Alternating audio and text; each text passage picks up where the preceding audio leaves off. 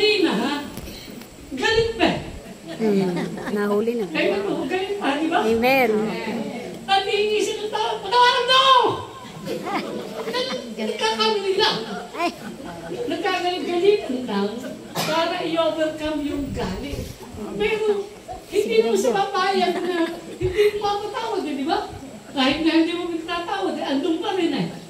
Amen mo ba? Amen. So kung yung tao ay intentionally sinaktan ng mahal sa buhay, and yet makapal pa rin ang mukha na lumapit, patawarin mo ako kahit hindi seryoso, kaya lang humihingi ng tawa dahil nabuking, nakabli. Pero isis pa rin na humingi ng tawa. Sabi nyo, mapapatawad nyo nga, di ba? Kasi mas lalong madaling ihingi ng tawad yung hindi sinasadya. Yung nag-blink lang ng konti. Wala talagang naging committed na sin. Na-blink lang ng konti o na-link lang ng konti. Nabiro lang. Madaling ihingi din ng tawa, di ba? Alam mo sa puso mo talagang hindi naman seryoso. Pero dahil na-text lang. Naglaro lang. O nagbibiro lang. Ano na mas madali ihingi ng tawad? Yung nagpipling o yung seryosong gumawa talaga ng kasalanan?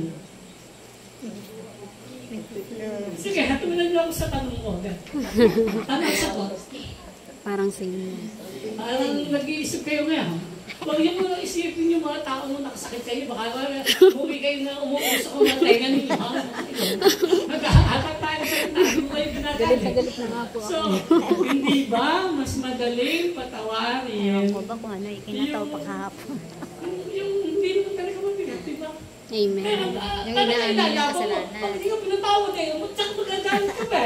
Iba yung galit nung akto nung ginawa.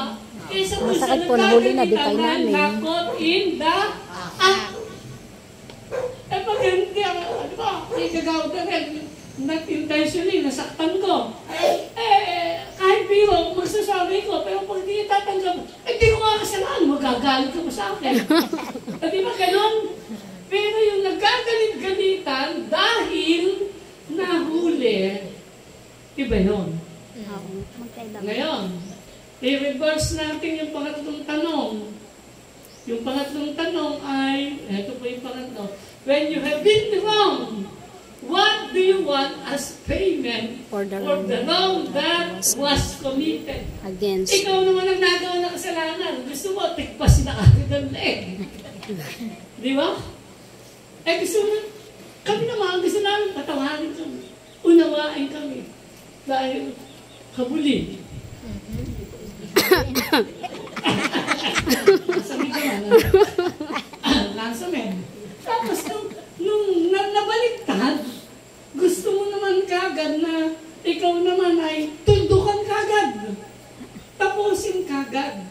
Kaya yung ipapataw mong pagpapatawad, ay ipapataw din sa yung pagpapatawad. Kaya sabi ni Abay, ang Diyos ang unang umibig sa atin, kaya natuto tayo umibig. Amen. Diba? Napatawad tayo ng Diyos, kaya makakayanin natin magpatawad. Palakpakan nga po natin ang Panginoon. So, in our society, we really want to see justice